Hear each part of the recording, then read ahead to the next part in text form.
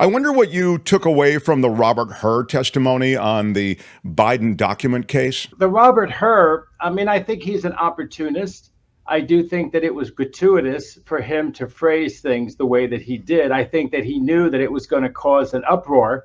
I think that he was in a delicate situation from his own political point of view, that I'm sure he wants to be a federal judge or a high Justice Department official if Trump wins again. And he really did disappoint the Trump followers, because at the end of the day, he didn't charge Biden with anything. I mean, that's the bottom line. He didn't charge him with anything. He has an awful lot of power. If you think about it, they were dreaming that Biden would be, chased around with criminal charges in the same way that Trump has been in 4 different cases, and they could argue this equivalency, right, Mark? And he didn't do that. So this was about the only bone that he gave the MAGA crowd, which was that he wasn't going to charge Biden because Biden had these memory problems. Now, one of the things that Hur did, which wasn't very smart for what seems like a smart guy, was he said at one point in the transcript to Biden that, you have just about a photographic memory. And he didn't put that into the written report. And he could have figured out that they were going to contrast the written report, Mark, right, with the transcript. And that makes it look like, he's cherry picking. And Adam Schiff had a great moment where he said to him, "Are you really so naive that you didn't think that this was going to create a firestorm?" And the answer, of course, is that, a lot of that's theater both ways, because, of course, he's not naive. But as I said, he had his own political calculation. And I think Hur found Hur's line where he keeps his political future viable with the MAGA and Trump crowd, given that he didn't really give them what they wanted. He didn't give them, Mark, an indictment of Biden. Thank you. That's exactly the point I was making earlier, which is this: if this was really a political hit job all the way, they would have had an indictment down. I mean, but I also think he, and you make this point just now so well, he kind of split the baby. He gave them a little something, right? He smeared Biden in the summary, but then didn't actually bring charges. Someone called it clear and smear.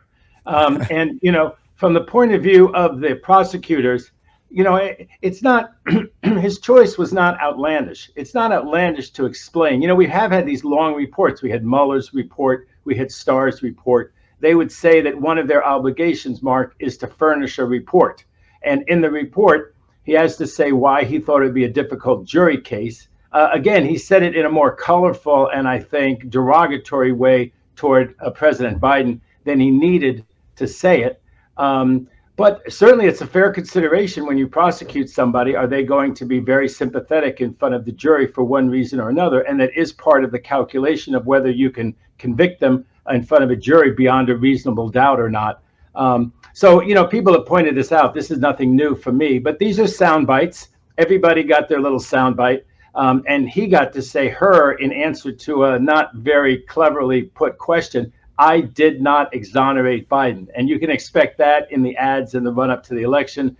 I did not exonerate Biden. And then you're going to have people saying that it was really a hit job. And when you compare it to Trump, look at how great Biden looks compared to Trump. Here's someone who really did inadvertently take things except his own personal notes. And they pointed out that President Reagan took his personal notes and no one even made an issue about it. So all Biden really knowingly, willfully took was his personal notes. This other stuff got loaded on there. It wasn't, people are loading stuff. They're taking them here, they're taking them there. That was not Trump's situation at all. Trump willingly, knowingly took them. Now we have the Butler did it. We have this fellow Butler who's come forward. He used to be number 5, witness number 5.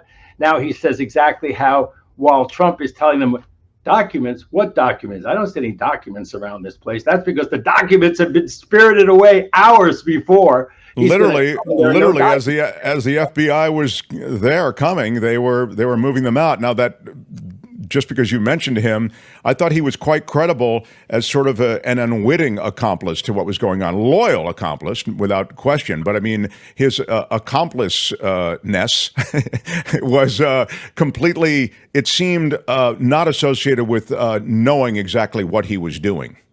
Well, he didn't load things on with those red and gold top secret things just, flying out or being affixed to the side of the boxes. So, he's someone who's putting boxes on there. And then later on, he figures out from the whole situation that he was unknowingly part of this scam, of this conspiracy, of this obstruction of justice. So he's a critical witness, and that's not all that Trump did. Of course, he took all of these highly sensitive documents. He showed them off to people. He showed them off to someone who was writing a biography of somebody, a ghostwriter. This is what Trump did.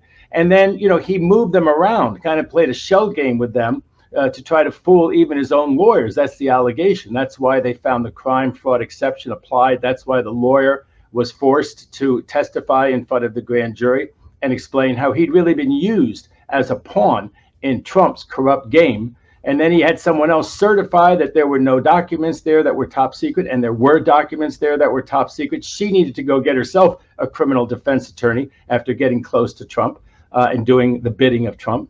And then on top of that, they eventually showed up there with all of these statements and declarations that there was nothing there, and an awful lot was there, and it was top secret, and it was in the bathrooms, and it was in the ballrooms, and it was scattered all over the place. So Trump really has no defense on that. And you've said this before on your show, Mark, that it's really a pity that that case didn't get filed in Washington, D.C., where there was perfectly proper venue. The special prosecutor took a 1 in 3 chance that he would get Judge Cannon down there. He did get Judge Cannon down there. And there's just no way that it looks like that case is going to go to trial before the election when it should have. It really should have, because it's not that complex a case. There's ways to deal with national security material. They know how to do this in Washington, D.C. The best that you could say about Judge Cannon down there is that she was completely inexperienced in how to do that. So things did take longer. But it just doesn't look like that case is going to get to trial before November, does it? No, and it's, as I've said before, and as you've kind of just alluded to, the easiest to understand case. I mean, it's so straightforward and indefensible what was going on that I would have liked to have seen that come to pass, because these are legitimately, and you can say, well, we overclassified documents. I get it, but these documents, some of them are insanely sensitive, and he took them with him. So now I want to move on to Georgia. The judge in Georgia has gotten rid of 6 of the charges in the Georgia election case. He said that the general charges that Trump and his allies solicited public officials to break the law, those charges were not specific enough, but didn't touch the rest of the case. Well, your Thursday listeners know that I've got the nickname Katzadamus, and I've had a real good string of predictions. So you may see, this is like, Pete Rose's hit streak. This may be the end of the hit streak, but I'm going to predict that Fani Willis is not going to be removed by the judge in that case. And I think that this decision is kind of consistent with that. I think if he were going to remove Fani Willis, he'd realize there'd be so much delay in the case. Why make a big deal over this order, right? And so I think that this is consistent with him basically saying, this case is going to go forward, the only way it can go forward anytime soon is if he keeps Fani Willis and her office on the case. And I think this is the way of saying, because this is amendable, this is curable. They can just go back to the grand jury and have these charges made more specific. Basically, the 6 charges that he's dismissing, Mark, are that it's perfectly fine to charge someone the way that they were charged. It's not just Trump, it's Giuliani, it's Meadows that benefited, at least for the short term, from this motion. They're having counts against them dismissed. But the counts can be cured by going back to the grand jury and saying, look, our theory is not only that these defendants violated the Constitution, violated statutes, but they did it in this particular way. The way it's written right now, it's very vague. The government, state, could end up showing that these defendants violated those 6 laws, that they were, guilty of those 6 counts, all kinds of different ways. In the federal courts, we would deal with what's called a bill of particulars. We would say, make the government explain exactly how they're going to prove these particular counts. Apparently, the way it's done in Georgia, the government now has 3 options. 1, they can just try the case without those 6. They can appeal it, which might cause more delay. Probably the defendants would love it if the state, Willis, appealed it. Or they can go back to the grand jury and just amend those counts, and that's probably what they'll do.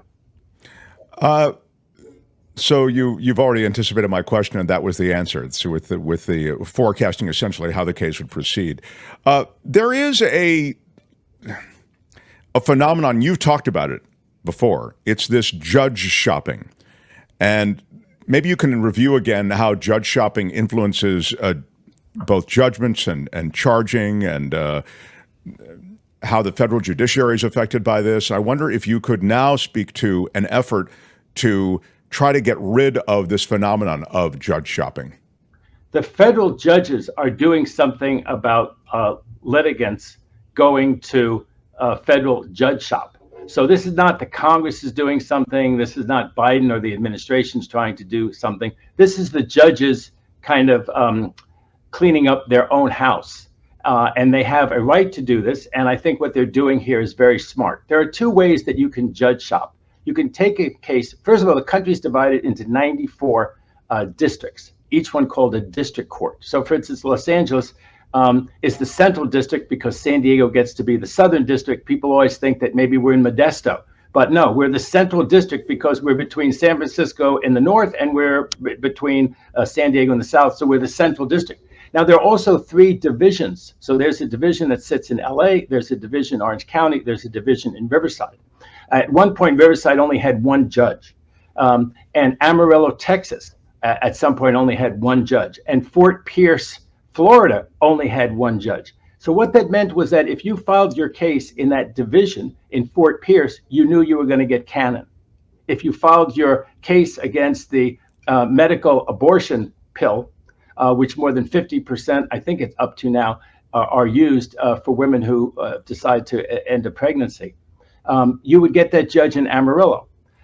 So they have gotten rid of that. And basically what they've said is that if you want a national injunction or if you want widespread relief, which is what the judge in Amarillo originally did, you'll recall that he would have knocked that drug right off the market, except that got stayed, and so that didn't happen. So that drug is now available everywhere in the country still until the Supreme Court rules, and they're going to have that argument in about 3 or 4 weeks, I think, Mark. But anyway, so you can't play that game unless you want. If you're injured in an accident near Amarillo and you have federal jurisdiction, you can still go to Amarillo. And if you have something happen to you in the area of Fort Pierce, even though there's only 1 judge canon there, you can go to her. But if you want relief that's like widespread or nationwide, your case goes on a wheel. It goes at random to some judge in the district, not in that division. So you file in Fort Pierce and you want national relief, they throw you into a pool. You could get a judge in Miami, you could get a judge in Fort Lauderdale. You have 1 chance in, let's say, 25 of getting canon. Same thing in Amarillo. But again, if you just want relief because something happened to you nearby, okay, you can still go to Amarillo. If you just want to talk about your you have diversity jurisdiction over some, and you get into federal court that way because you had an accident near Amarillo, you can still go to the judge, because the argument is that these big states, long distances, you shouldn't have to drive 100 miles. If your case happened, east of Riverside, if it happened out in Needles or something, you shouldn't have to go all the way to LA, right? You should be able to go to Riverside for your case if it's just a Riverside case. Now, the other way that you can judge shop, though, and this is, I don't think that they did anything about this one, is these related cases. And the related case thing gets abused because once a judge, let's say down in San Diego, takes this view that California is violating Second Amendment rights in just about all of the gun legislation that we have, then you say, oh, well, my case is related. My case involves a similar challenge, and this judge down in San Diego knows all about it, and it's very judicially efficient. Of course, people think that these lawyers, these interest groups, are playing games, that they want to go to that particular judge. And it's not really related. They could file the case in LA, they could file it in San Francisco. Some other judge could learn all about this new statute that the state has passed. They don't want a new judge to learn about it. It's not really that efficient. What they really want to do, Mark, is judge shop. And they say it goes the other way too, that they also file, liberal causes, liberal interest groups. They try to file in federal court in Brooklyn or in the San Francisco Bay Area.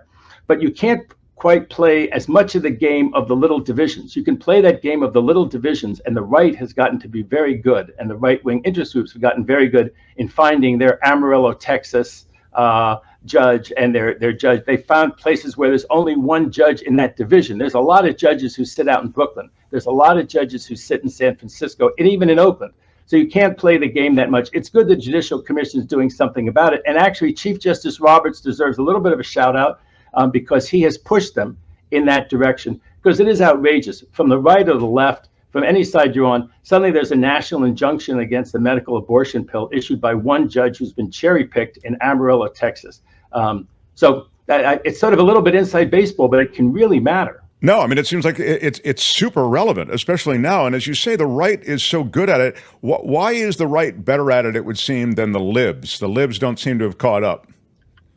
Well, because they have these. First of all, Trump got 4 years of appointing judges, and there are places like Amarillo and Fort Pierce, which are divisions that only have one judge. You can play the game. I had the uncle of a female tennis player, and we could have gone anywhere around the country, right?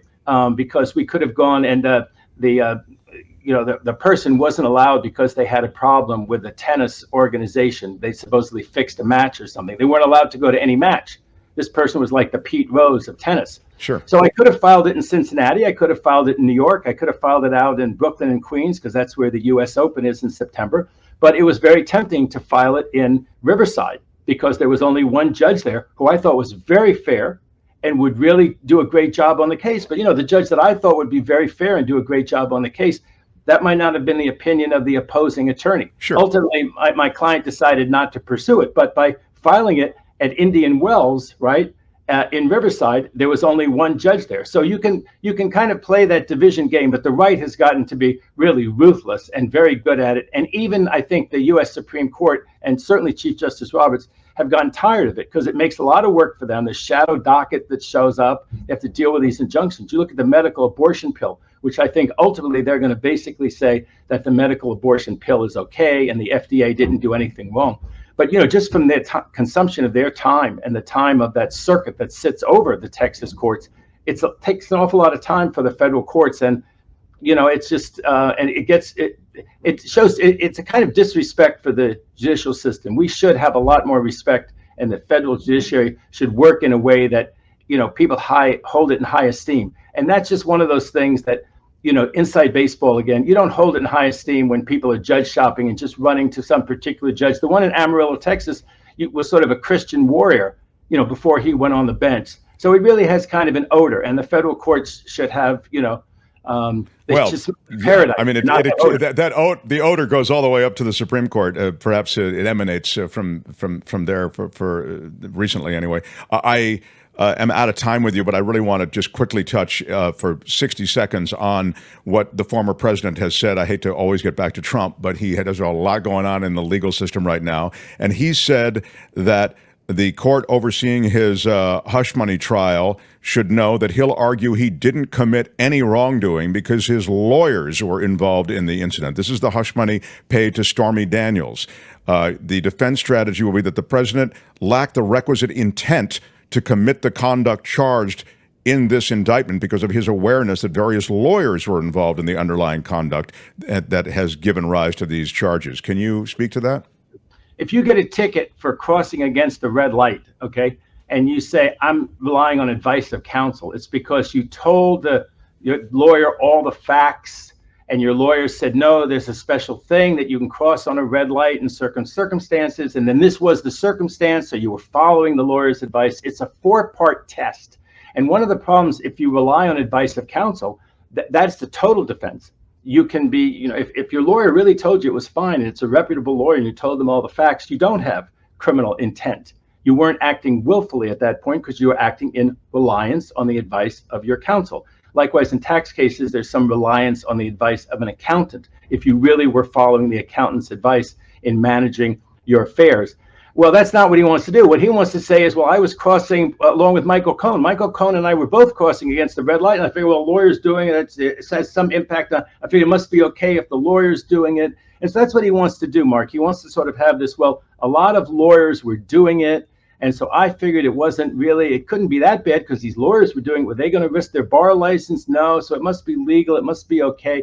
Of course, the facts go, his motive, Mark, his main motive is that he doesn't want to have to turn over documents. Because if you make a true advice of counsel defense, you have to give notice to the court. And then you have to comply with discovery obligations that you turn over all of those communications so the other side can say, no, you didn't tell the lawyer those facts. Look at the memo between you and the lawyer. You told the lawyer a BS story, and then the lawyer gave you advice and you didn't follow the advice. So he doesn't want to have to turn over all of his internal documents. He doesn't want to comply with discovery.